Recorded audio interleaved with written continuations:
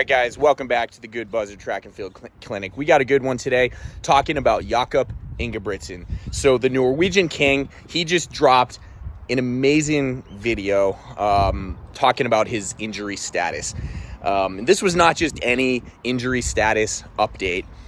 He really showed vulnerability, and that's what really captured my attention, is his ability to talk to his audience and really humanize himself.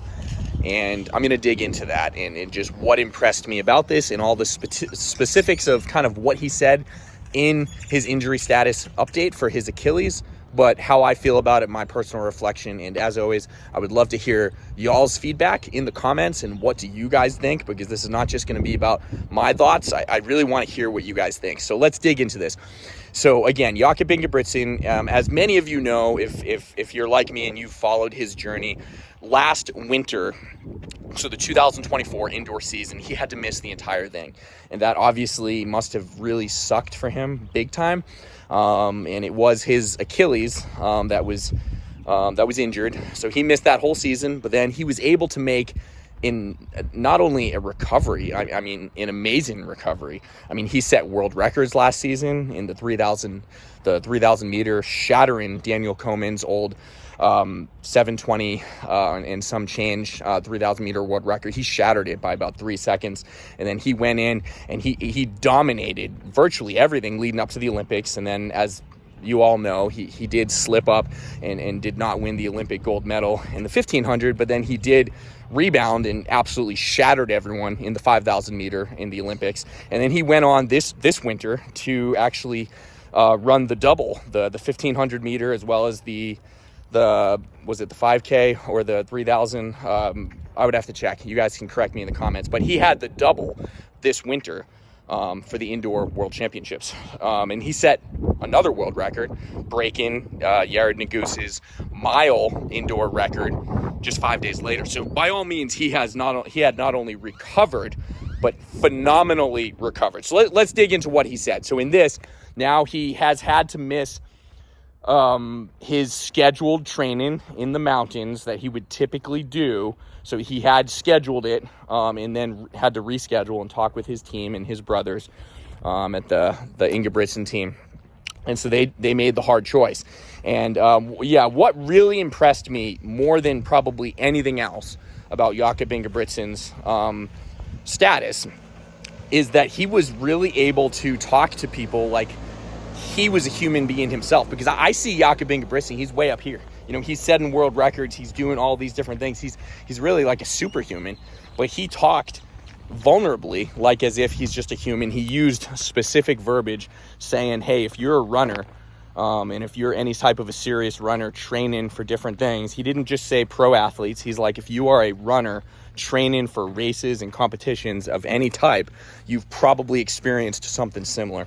And I just really loved what he said there, because I think he could have very easily made the video more about himself and just talking about himself as not only an elite athlete, but the top elite athlete in multiple distances in the world.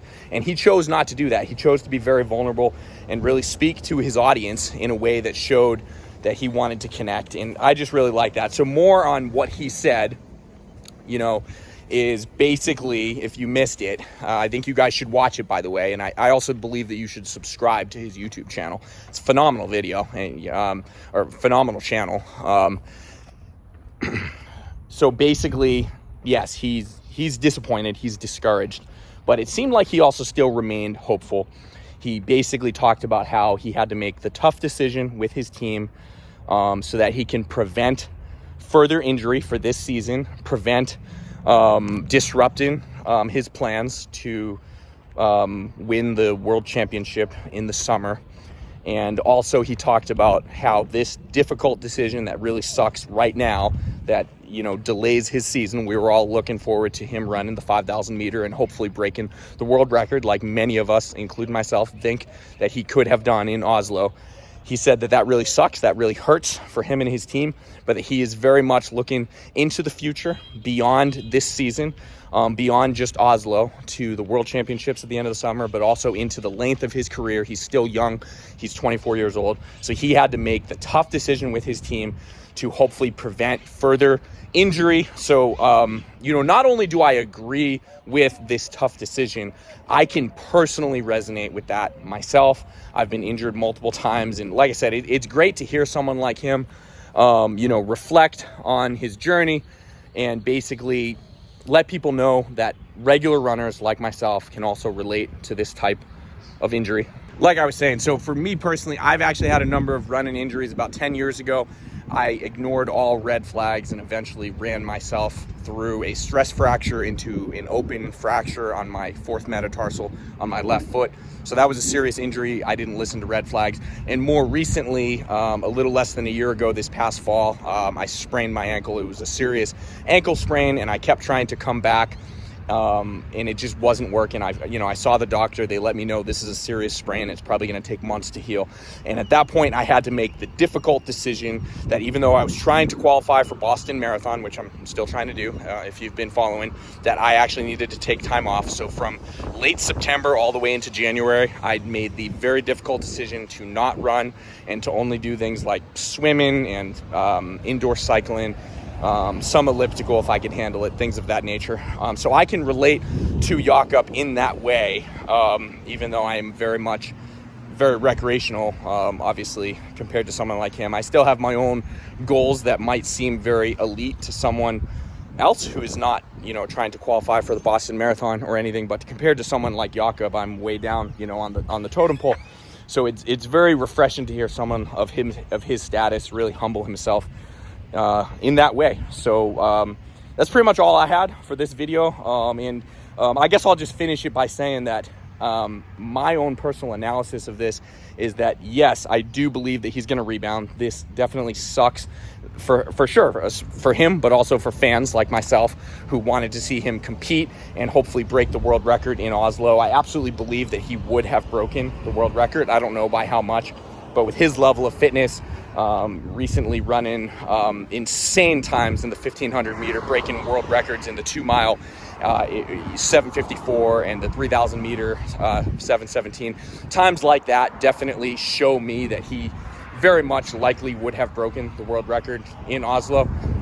Obviously, with the delay of the season, some of those things are not going to happen right away, but I still believe that he can rebound. I still do believe that he is eventually going to break the 5,000 meter, the mile, and the 1,500 world record, and I think it will be relatively soon as well.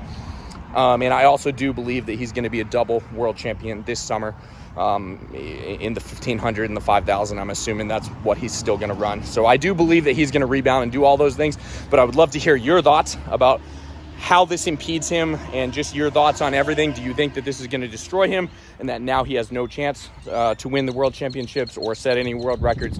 I'd love to know what you think, and I'll catch you guys soon on the Good Buzzard Track and Field Clinic for all things track and field, running, marathons, and have a great day.